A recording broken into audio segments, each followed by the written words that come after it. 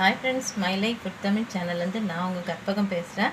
இன்னைக்கு பொட்டுக்கடலை ஸ்வீட் எப்படி செய்யுதுன்னு பார்க்கலாம். பொட்டுக்கடலை ஸ்வீட் செய்யிறதுக்கு நான் இந்த கப் தான் மெஷர்மென்ட் எடுத்துர்க்கேன். இந்த கப்ல 1 கப் பொட்டுக்கடலை, 1 கப் சர்க்கரை, 1/2 கப் நெய், ஒரு 4 ஏலக்காய் வச்சிருக்கேன்.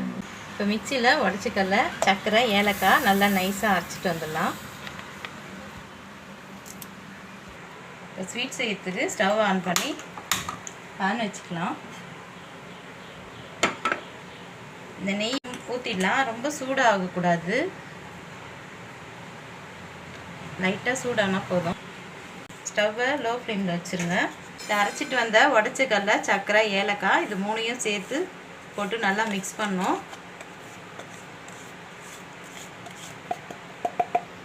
கொட்டி நல்லா கிண்டி விடுங்க.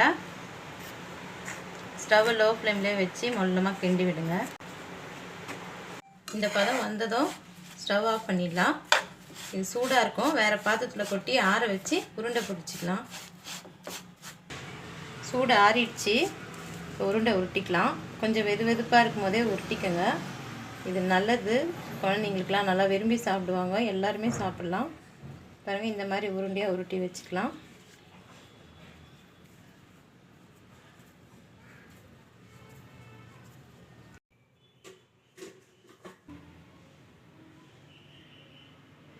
சத்தான சுவையான பொட்டுக்கடலை ஸ்வீட் ரெடி ஆயிடுச்சு. வீடியோ பிடிச்சிருந்தா லைக் பண்ணுங்கள், ஷேர் பண்ணுங்கள், கமெண்ட் பண்ணுங்கள். நம்ம சேனலை சப்ஸ்கிரைப் பண்ணுங்கள்.